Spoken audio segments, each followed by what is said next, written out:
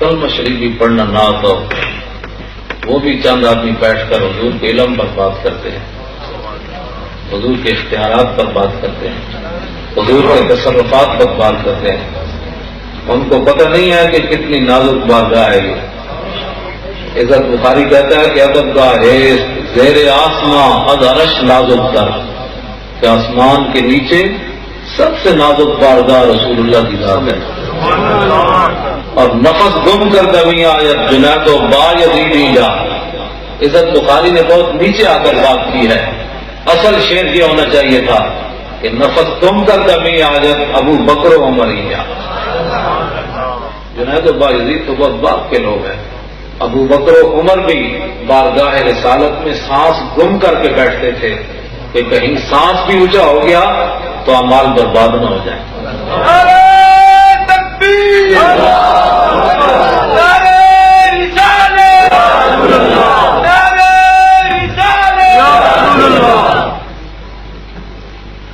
اقبال کہتا ہے کہ عشق وہ سرمایہ جمعیت است.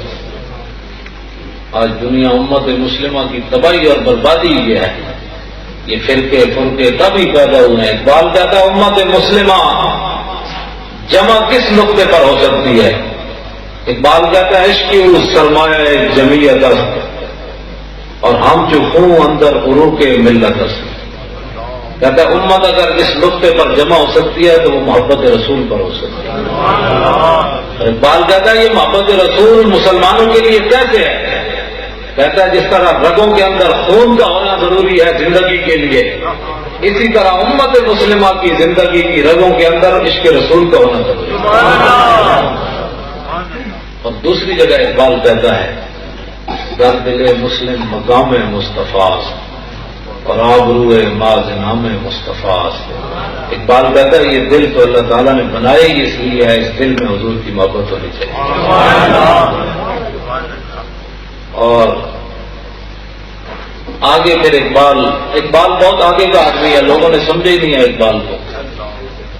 اقبال بہت آگے کا آدمی ہے، لوگوں نے صرف چین و عرب ہمارا ہے، ہندوستان ہمارا ہے، بس اقبال کو یہی سمجھا ہے. حالانکہ اقبال ایسا آدمی نہیں ہے. اقبال تو بہت آگے کی بات کرتا ہے. اقبال کہتا ہے کیوں بنام مصطفیٰ خانم درود از خجالت آپ میں گردد وجود.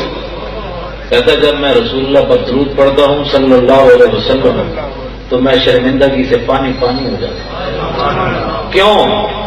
کہتا ہے عشق می گوید اے محکوم غیر سینہ تو از بتا مانند غیر. اقبال کہتا ہے جب میں پڑھتا ہوں نا درود تو میرا عشق رسول یہ کہتا ہے کہ وہ تو غیروں کا غلام ہے اور دعوے محبت رسول پہ کرتا ہے.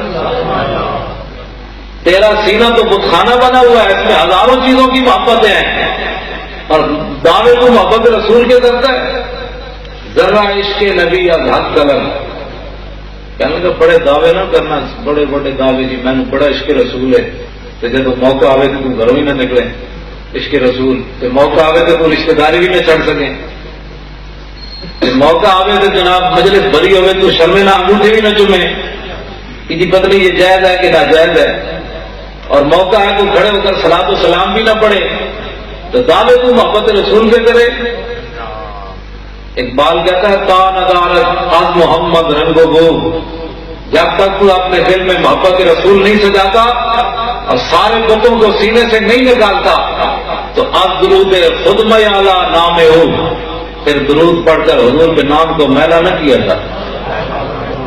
تو حضور سرور عالم نور مجسم صلی اللہ تعالی علیہ وسلم کے بارے میں کافروں نے خالد بن ولید سے سوال کیا کہ نبی کی شان بتاؤ کیا ہے.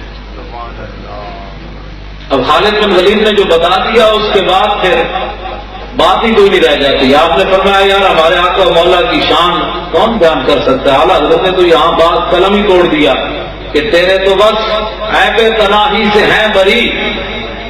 کہ آپ کسی کی خوبیاں بیان کرتے چلے جائیں نا، آدمی آگے آپ سے پوچھے گی اور تو آپ کہیں گی بس. تو اعلیٰ حضرت فرماتے ہیں یا رسول اللہ آپ کے اتنے اوصاف ہیں کہ یہ جملہ آتا ہی نہیں ہے کہ بس یہ جملہ آتا ہی نہیں ہے کہ جناب بس ہے اس کے آگے ہمارے آقا مولا کی شان نہیں ہے. تیرے تو بس عیب تناہی سے ہیں بری، حیران ہوں میرے شان کیا کیا کہوں تجھے. تو حضور سرور عالم صلی اللہ علیہ وسلم کے بارے میں خالد بن ولید نے کہا کہ ہمارے آقا مولا کے کمالات تو بے مثال ہے. میں تجھے ایک جملہ بتاتا ہوں ہمارے آقا کی شان کیا ہے. آپ نے فرمایا المرسل علی قدر المرسل، فرمایا وہ تو بھیجنے والے کی شان بن کر آئے، وہ تو بھیجنے والے کی شان بن کر آئے. اب اس کے بعد جب وہ بھیجنے والے کی شان تھے تو پھر سورج کا واپس پلٹنا کوئی بات نہیں، کیونکہ وہ بھیجنے والے کی شان بن کر آئے تھے.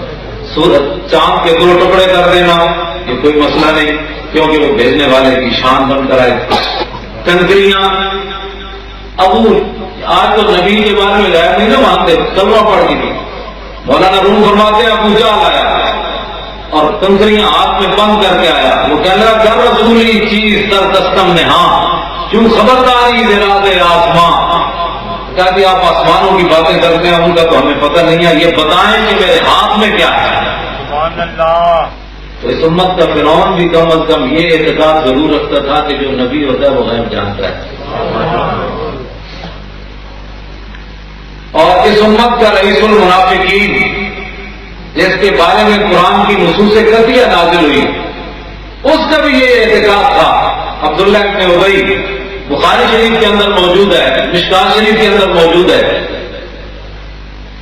اس نے بھی مرنے سے پہلے اپنے بیٹے حضرت عبداللہ مخلص مسلمان اس کو کہا کہ جب میں مر جاؤں نا جا کر حضور کی بارگاہ میں جانا اور میرے کفن کے لیے حضور کی قمیص لانا. عبداللہ ابن ابی یعنی وہ منافقوں کا سردار ہے، لیکن پھر بھی اس کا اعتقاد ہے کہ نبی کی شان تو برابر بنا ہے، نبی کے اختیارات تو برابر بنا ہے، نبی کے جسم سے جو کپڑا لگا ہے وہ مجھے نفع دے گا. اور کلمہ پڑھ کے جو کہیں نبی نے نفع دیتا تو اس سے کم از کم عبداللہ ابن ابی تو آگے آدمی ہے. وہ کہتا ہے کہ مجھے نبی کے کپڑے میں کفن دینا ہے اور یہ کلمہ پڑھ کے کہتا ہے نبی نہیں نفع دیتا. تو پھر یہ دیکھیں کہ کس لائن میں کھڑا ہے، اس کو سوچنا چاہیے. امام الانبیاء حضرت حضور علیہ السلام نے ایک قمیص نہیں دی 2 دی، بلکہ اس کو قبر سے نکال کر اس کے منہ میں لابتان بھی حضور نے ڈالا. سبحان اللہ. یہ خلق عظیم ہے. تیری ہر ادا پہ جان خدا مجھے ہر ادا نے مزہ دیا. کوئی تجھ سا ہوا ہے نہ ہوگا شہاب تیرے خالق کے حسن ادا.